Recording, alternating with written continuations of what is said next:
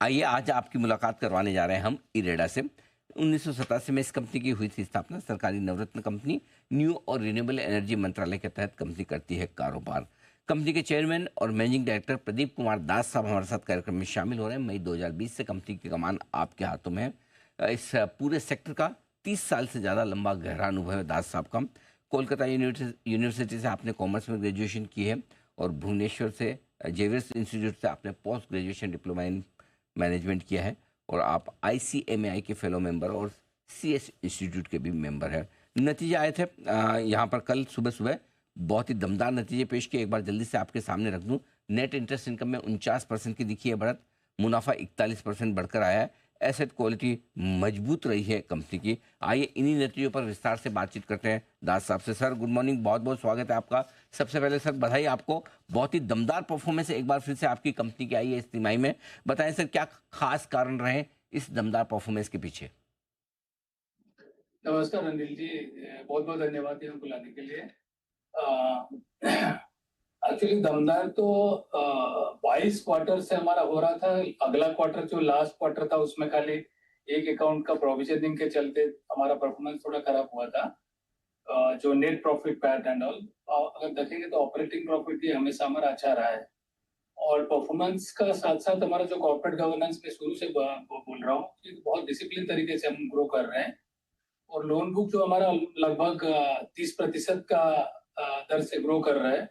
एक non banking finance company के लिए लोन बुक ग्रो करना और एनपीए को कंटेन करना और नीम को बढ़ाना और बोरोइंग कॉस्ट को घटाना, ये 4 पैरामीटर पे हम लोग हमेशा प्रयास किए हैं। साथ साथ देश में मेरे ख्याल से हम लोग सर्वप्रथम का संस्था है जो सरकारी बेसरकारी सब में बैंकिंग नॉन बैंकिंग मिला करके जो अपना पूरा 6 महीना का पूरा ऑडिट करा करके रिजल्ट सबसे पहले हम पब्लिश करते हैं। तो उस हिसाब से हमारा जो रिकॉर्ड्स कीपिंग है और इंफॉर्मेशन है, डाटा है, उसका लेवल ऑफ एक्यूरेसी और सैनिटाइजेशन वो काफी बेहतर है। तो रिन्यूएबल में ग्रोथ हो रहा है। देखेंगे तो लास्ट ईयर करीब 29.6 गीगावाट लगा था, लगभग 30 गीगावाट, और ये 6 महीने में ऑलमोस्ट 27 गीगावाट लग चुका है। तो रिन्यूएबल का जो रफ्तार बढ़ा है और हम लोग 38 साल से इस क्षेत्र में हैं, तो 38 साल का जो तजुर्बा, देश का सबसे ज्यादा तजुर्बेदार संस्था है। मेरा ठीक है, आपने जैसे बताया मैं 20 से मैं यहाँ पे हूँ, तो हमारा जून 20 क्वार्टर से लेके अभी तक मेरे नेतृत्व में 22 क्वार्टर का हमारा आंकड़ा हुआ है। ग्रोथ हमारा देखेंगे कि year on year growth 27-28% loan book का क्यूमुलेट ग्रोथ हो रहा है। इस बार देखेंगे इस हाफ ईयरली में तो लगभग 31% का ग्रोथ हो रहा है। और ये हाफ ईयरली कंपैरिजन करते हैं तो बोरोइंग कॉस्ट में हमारा लगभग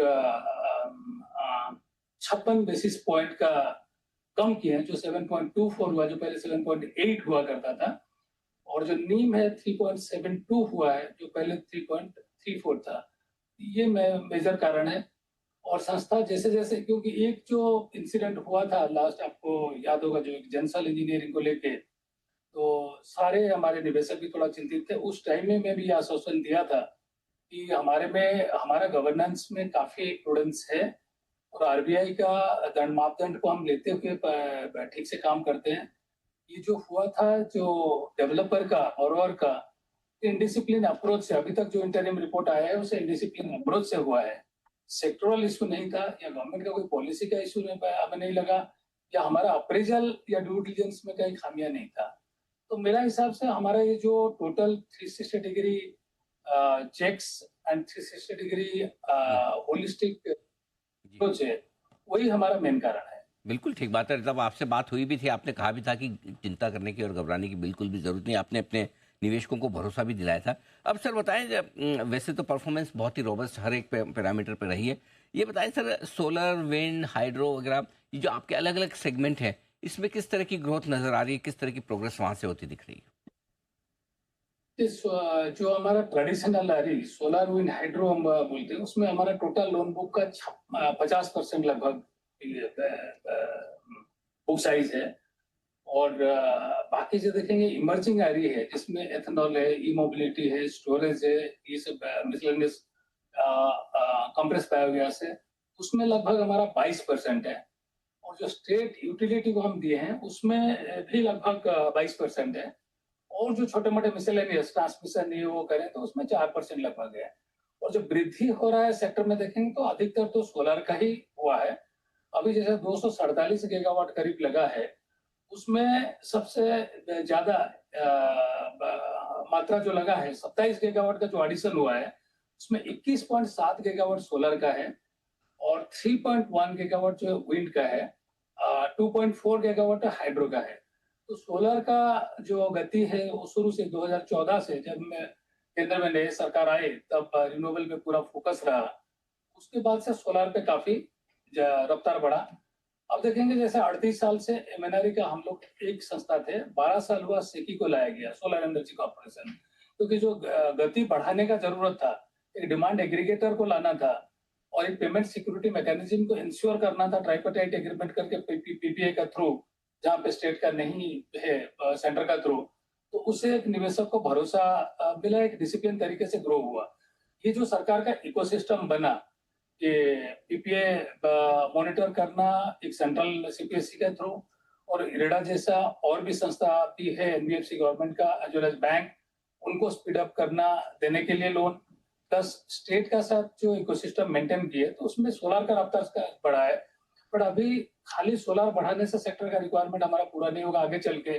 जैसे हमें नेट जीरो बनना है 2070 में, और 2047 तक हमें डेवलप्ड इकोनॉमी बनना है, और आगे जितना भी हमारा ऊर्जा का रिक्वायरमेंट हमें चाहिए 90% हमें नॉन फोसिल से लेना है, जी। और फोसिल का जब तक हमारा लोड बैलेंसिंग का रिक्वायरमेंट है फोसिल को भी साथ में रखना है। जी, इसके लिए धन्यवाद। ये बैलेंसिंग अप्रोच जी में चल रहा है। जी, धन्यवाद दास साहब, आपने समय दिया और विस्तार से नतीजों पर और आगे की प्लानिंग पर आपने हमारे दर्शकों को राय दी। Thank you so much sir.